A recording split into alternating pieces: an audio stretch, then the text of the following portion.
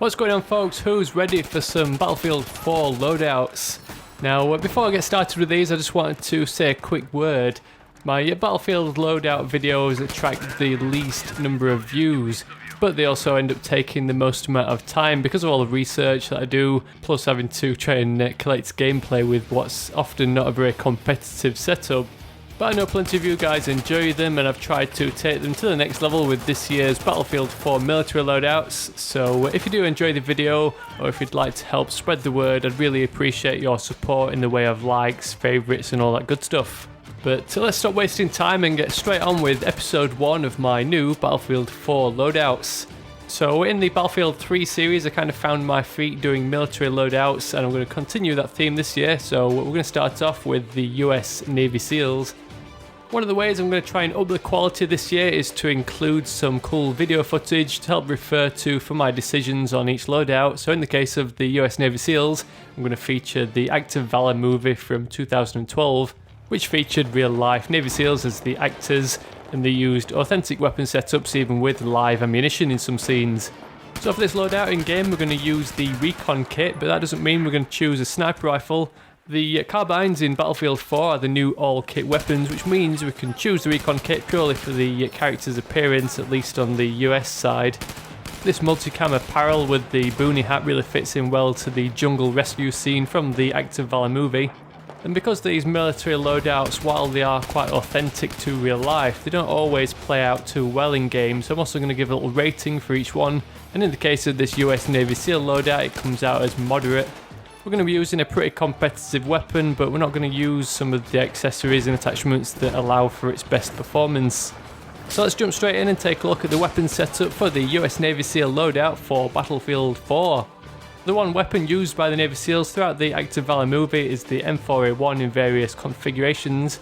This is a weapon we've got in BF4, which is migrated from Battlefield 3. Back then we had both the M4 and the M4A1 in the engineer kit. One of them was full auto and the other was 3-round burst, and it's that burst variant that we get in Battlefield 4. I really wish we'd have got the fully automatic variant. I always find that the burst setup on the M4 often inhibits your close quarters abilities. Plus I always find that it ends up locking up on me when I'm trying to press that trigger too fast. But still, the M4's got pretty average stats all round, and it does make a fairly competitive weapon. At least that burst mode does help conserve your ammo, so you don't end up burning through it all in just a couple of gunfights. And one of the main reasons I've labelled this first setup as moderate difficulty is because we're going to use some attachments that don't necessarily play well to the M4's strengths. The most common setup we can see from those Act of Valor movie scenes is the holographic sight, a tactical light and a vertical foregrip. We've got all these options available in game, but if you were setting up the M4 more competitively, I'd probably go with a muzzle brake to help tame that recoil, then switch out that vertical grip with one that helps with controlled fire, rather than increasing your hipfire accuracy, which doesn't really help too much with a burst weapon. The holographic sight is a pretty usable optic though. At least nowadays it's a 1x magnification as opposed to 1.5, so it's one that you can make use of if you enjoy these authentic builds. The tactical light is actually a battle pack item, but there's always the flashlight if you haven't been lucky enough to acquire it. I actually found myself mixing between both the tactical light and the flashlight. The main difference is that the tactical light only comes on when you aim down sights, which helps avoid giving away your position when running around. But if you're in any of those maps where the lights go out, or whether you're in a particularly dark situation, the flashlight does help illuminate the area in front of you without having to aim down sights. If you want to be 100% authentic, then you'll leave the barrel attachment blank to match the real life setup. And the same goes with the vertical grip for the underbarrel accessory. Again, this is one attachment that's a battle pack item, but you could always go with the ergo grip as an alternative. The vertical grip doesn't really do you any favours in terms of performance, but it's the one we'll need to choose for authenticity.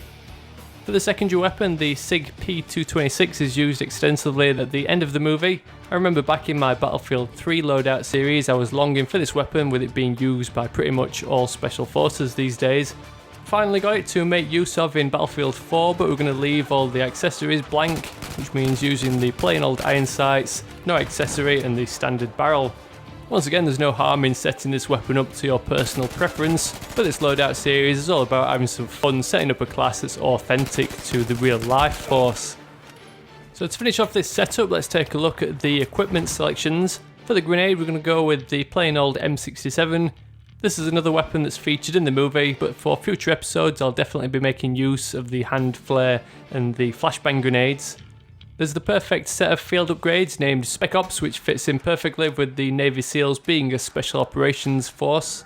Then in this Battlefield 4 series of loadouts, I'm going to skip over the gadget selections I often found in Battlefield 3 that I was just making choices just for the sake of it, such as choosing the medic pack or the ammo box with no real reference to real life. So in the case of these Battlefield 4 loadouts, I'm going to make two suggestions of a vehicle and a bonus item. The vehicle choice is one that you can use if you really want to take this loadout to the next level with your friends. If you and your whole squad want to play as US Navy SEALs, then set yourselves up with this loadout and then find yourself a ribbed boat to go cruising around. We saw the naval aspect in the Active Valor movie from the scene at the end of that jungle rescue mission where the boat comes speeding round to pick them up and shows an impressive show of force with those awesome miniguns. That was one scene in the movie that was actually live fire rounds. Then the bonus item is where I can make a reference to a gadget if need be. So in the case of the US Navy SEALs loadout, we're going to go with the SUAV. This is actually a China Rising DLC unlock, so it's not one we can play with at the moment. But if you're watching this video in the near future, then you can make use of this item, and it really fits in perfectly to the movie with there being a little remote controlled UAV used in that jungle scene. So we'll go ahead and have some fun with this US Navy SEAL loadout for Battlefield 4. Like I mentioned, I'm putting some considerable time into these loadout videos nowadays, especially with those movie clips, so if you enjoyed the video or would like to help spread the word, I'd really appreciate a thumbs up or a favourite down below. I've got a few ideas for future episodes in mind so far, but I'm always interested to hear your suggestions down in the comments. Obviously this time I'm going to need some kind of TV programme or movie that features the military force to refer to, so get posting your favourite war movies. If you just stumbled across my videos, don't forget to hit that subscribe button to stick around for plenty more Battlefield 4 loadouts, as well as my Battlefield 4 weapon guide series. Otherwise, thanks for watching, I'll catch you all later.